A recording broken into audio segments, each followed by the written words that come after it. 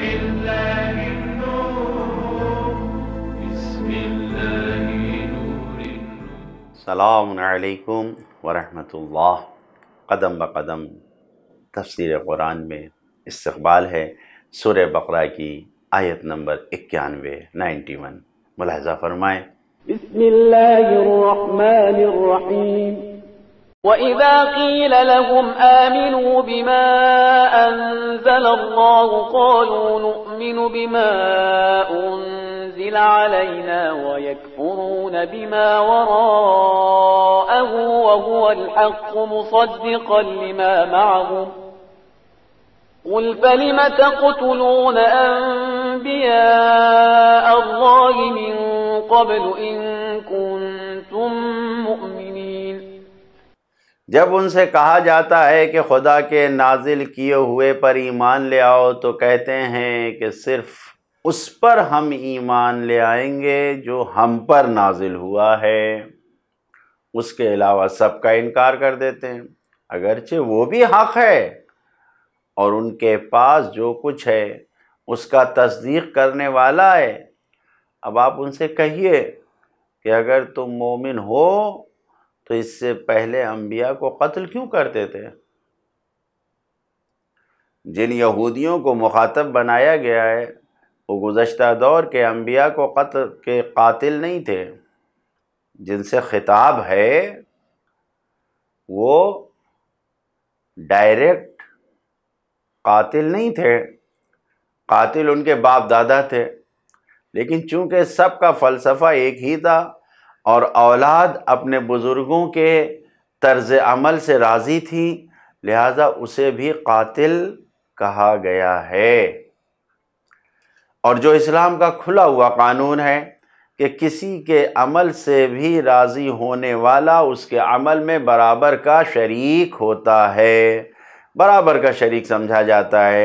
اسلامی روایات میں ائمہ معصومین علیہ السلام کے قاتلوں سے اتفاق رائے رکھنے والے جتنے بھی ہیں اور ان کے اعمال سے پسندیدگی کی نگاہ سے ان کے جو اعمال ہیں قاتلوں کے ان کو پسندیدگی کی نگاہ سے دیکھنے والے جتنے بھی ہیں، انہی آیات کی روشنی میں انہیں ملعون قرار دیا گیا ہے، انہیں لعنتی کہا گیا ہے۔ آج بھی اگر کوئی ہے ایسا جو ان قاتلوں کے عمل سے راضی ہے تو وہ اسی آیت کی روشنی میں لعنتی ہے۔ پیغامات کیا ہے اس آیت میں؟ ان بیانات کی روشنی میں نبی کریم صلی اللہ علیہ وآلہ وسلم تمام امتوں کی طرف کو اسلام کی طرف دعوت دینے کے لیے آئے تھے۔ سب جتنے بھی انسان، جتنی بھی امتیں، سب کو اللہ کی طرف بلائیں، اس کے وہ ذمہ دار تھے، اسلام کی طرف بلائیں، اس کے وہ ذمہ دار تھے۔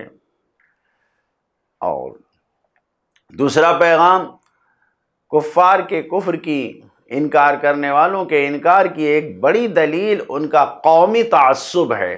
وہ یہودی جو انکار کر رہے تھے وہ یہ سوچ رہے تھے کہ ہماری قوم، ہماری نژاد یہ بہت بلند و برتر ہے، اپنی قومیت کے تعصب میں گھرے ہوئے تھے، لہذا وہ اس نسل پرستی اور اس تعصب کے چکر میں پڑ کر انکار کر بیٹھے۔ نہ ماننے کی وجہ یہی تھی۔ تیسرا پیغام، ایمان کا معیار حق ہونا چاہیے۔ حقانیت کسی بھی آئین یا مکتب کی، کسی بھی مذہب کی حقانیت کا معیار کیا ہے؟ خود اس کا حق ہونا، یہ معیار ہے۔ قوم پرستی معیار نہیں ہے حق ہونے کا، قومی تعصب معیار نہیں ہے، ایمان معیار ہے۔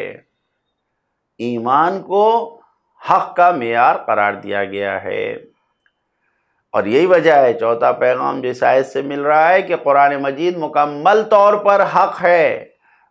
بما انزل اللہ کے بعد کہا گیا وَهُوَ الْحَقُّ، یعنی اللہ قرآن مجید کو حق کہہ رہا ہے، مکمل پورا قرآن حق ہے۔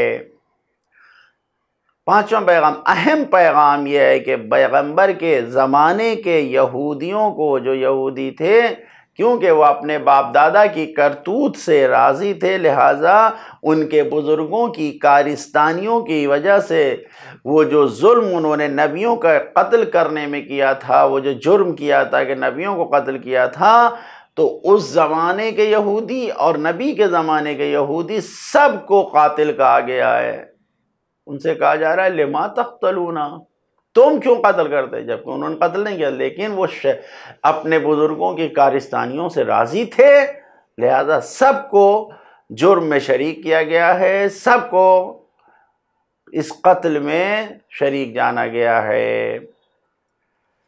چھٹا پیغام یہ ہے کہ جھوٹا انسان ہمیشہ رسوا اور ذلیل ہوتا ہے۔ جو بھی جھوٹا ہوتا ہے وہ ہمیشہ رسوا اور ذلیل ہوتا ہے۔ کیوں؟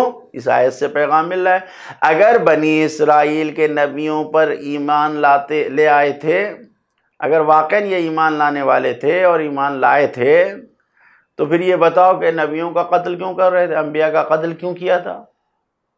جناب یحییٰ، جناب زکریا، آخر یہ بنی اسرائیل ہی میں سے تو تھے، تمہاری ہی قوم کے تو تھے، تو پھر تم نے ان کا قتل کیوں کیا؟ اگر واقعاً تم اپنے بنی اسرائیل اور یہودیوں کے، یعنی جو تمہارے خاندان اور تمہارے قوم کا ہوگا، تم اسی نبی کو مانو گے، تو تم نے جناب زکریا اور یحییٰ کا قتل کیوں کیا؟ یہ تمہاری رفتار، یہ تمہارا کردار تمہارے بے ایمان ہونے کی دلیل ہے کہ تم بے ایمان ہو۔ جو ہماری زندگی کے لیے پیغام ہے، زندگی کے ہر قدم پر ہمیں توجہ رکھنی چاہیے، ہمیں توجہ ہونی چاہیے کہ کبھی بھی ناحق یا ظلم یا جرم یا ناانصافی کا ہمیں ساتھ نہیں دینا ہے، نہ ہی ایسے انسان کے عمل سے راضی ہونا ہے کہ جو ظالم ہو، مجرم ہو، اس کے عمل سے راضی ہونا ہے۔ کیوں؟ اس لیے کہ اگر انسان راضی ہوگا تو وہ خود بھی اس ظلم میں شریک ہو جائے گا۔ دنیا میں کامیابی کا صرف ایک ہی راستہ ہے، اور وہ حق کا ساتھ دینا ہے، ہمیشہ حق کا ساتھ دینا ہے۔ قرآن حق ہے، قرآن کو ساتھ لیں، اور اہل بیت اطہار علیہم السلام حق ہیں، ان سے وابستہ ہو جائیں، تو زندگی کامیاب ہے اور آخرت میں بھی سعادت مندی حاصل ہے۔ خداوند عالم سے دعا کرتے ہیں کہ ہمیشہ ہم سب کو حق کا ساتھ دینے اور حق کے پیغامات پر عمل کرنے کی توفیق عطا فرمائے۔